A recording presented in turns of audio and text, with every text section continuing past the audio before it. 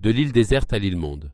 Naissance d'un peuple réunionnais, l'île de la Réunion n'a jamais connu de population autochtone. Avant l'arrivée des premiers Français en 1663, elle n'était qu'un morceau de lave et de vent perdu dans l'océan Indien, visité parfois par les navigateurs arabes ou portugais, mais jamais habité durablement. Prosperève le rappelle avec justesse. Bourbon fut une colonie sans indigènes, mais non sans racines. Les hommes venus d'ailleurs allaient y inventer une nouvelle humanité. C'est peut-être là le miracle de cette île. Être né du vide, sans peuple d'origine, et devenir pourtant une terre de peuple. Lorsque les premiers colons s'installent sur l'île Bourbon, accompagnés de quelques malgaches, ils ne fondent pas une colonie comme les autres, ils posent les bases d'une société sans précédent, où nul ne peut se réclamer d'une antériorité sur l'autre. C'est ce qui fait dire à Sudelfuma que nous sommes tous des immigrés, descendants d'exilés, de bannis, d'esclaves ou de soldats. Ce constat n'efface pas la violence de l'histoire, il la rend plus humaine encore. L'île naît dans la dureté. Jean Barassin évoque la précarité des premiers colons, soumis à l'autorité implacable de la Compagnie des Indes orientales. Prosperève, dans ses travaux sur le corps des esclaves, rappelle que la souffrance n'était pas seulement celle des captifs. Les colons eux-mêmes, souvent pauvres, vivaient dans la peur et la dépendance d'un pouvoir lointain. Hubert Gerbaud parle d'une « société de la peur », construite sur la domination et la méfiance, où le gouverneur détenait tous les pouvoirs et où la moindre révolte pouvait faire basculer l'ordre colonial. C'est dans cette tension que s'est forgée la conscience réunionnaise, une conscience née de l'injustice, mais tendue vers la liberté. Les esclaves, venus d'Afrique et de Madagascar, ne furent pas seulement des victimes, ils furent aussi des bâtisseurs.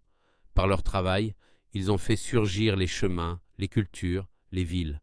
Par leur résistance, ils ont tracé les premières routes de la dignité. Sudelfuma le disait avec force, les marrons n'ont pas fui la société coloniale, ils l'ont dépassée. Le marronnage n'est pas un épisode marginal, il est le premier cri politique de l'histoire réunionnaise.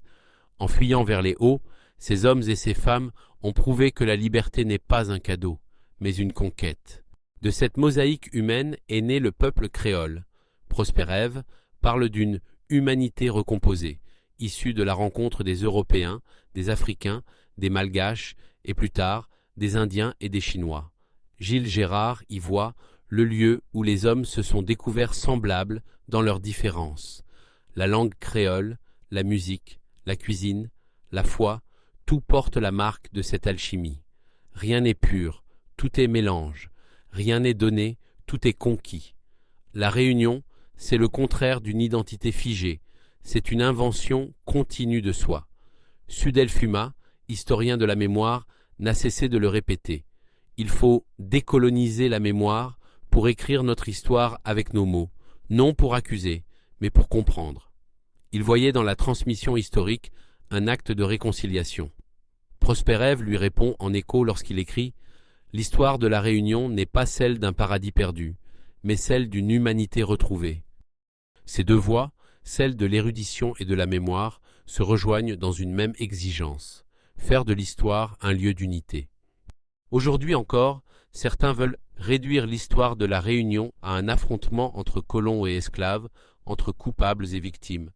Mais cette lecture binaire trahit le sens profond de nos racines. Hubert Gerbaud a souvent mis en garde contre les simplifications. L'histoire n'est ni blanche ni noire, elle est grise, humaine, contradictoire. Les hommes de Bourbon n'étaient ni des anges ni des monstres. Ils étaient des survivants dans un monde dur, violent, mais porteur d'avenir. Si l'on veut comprendre ce que signifie être réunionnais, il faut accepter cette complexité. Nous venons tous d'un exil, mais nous avons fait de cet exil une maison. L'île Bourbon, devenue Réunion, n'a pas seulement été un champ d'exploitation coloniale. Elle a été, et reste, un laboratoire du vivre ensemble. Gilles Gérard a raison. Être réunionnais, c'est se souvenir que l'on vient de loin et que l'on n'a jamais cessé de se relever. Le néo-marronnage, concept de Didier Buffet. Qu'est-ce que cela veut dire au XXIe siècle d'être marron? Est-ce se complaire dans la rancœur d'un passé douloureux? Non. Être marron, c'est tout le contraire. C'est se libérer par le savoir, c'est s'émanciper par l'étude, c'est devenir maître de son destin. Être marron aujourd'hui, c'est refuser la dépendance sous toutes ses formes. C'est apprendre, comprendre, construire, jusqu'à s'élever comme le Papang, ce grand rapace de la Réunion qui plane librement au-dessus des montagnes. C'est être à la fois créole et français, enraciné et ouvert au monde. C'est donner à la créolité la force d'occuper toutes les places, même les plus hautes, par le travail, la rigueur et la compétence. C'est maîtriser le créole, le français et d'autres langues encore, car la créolité porte en elle quelque chose d'universel, un message d'unité, de dignité et de liberté. Cette mémoire, aujourd'hui, n'appartient à aucun camp. Elle est le bien commun de tous ceux qui habitent cette terre. Les travaux de Prosper Ève et de Sudel Fuma nous rappellent que l'histoire n'est pas un musée de souffrance, mais un miroir d'humanité. Elle nous enseigne que la créolisation n'est pas une dilution des identités, mais leur réinvention permanente. La Réunion fut une île déserte, elle est devenue une île-monde. Et dans ce passage du vide au multiple se trouve toute sa grandeur, celle d'un peuple qui, né de nulle part, a appris à être de partout.